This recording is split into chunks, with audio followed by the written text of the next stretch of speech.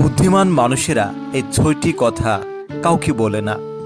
তাদের ব্যক্তিগত আর্থিক অবস্থার কথা কাউকে শেয়ার করে না, কোনো গোপন পারিবারিক সমস্যার কথা, নিজেদের দুর্বলতা এবং ভয়ের কথা, ভবিষ্যৎ পরিকল্পনা এবং লক্ষ্যের কথা, অন্যদের সম্পর্কে নেগেটিভ কথা এরা কখনোই বলে না।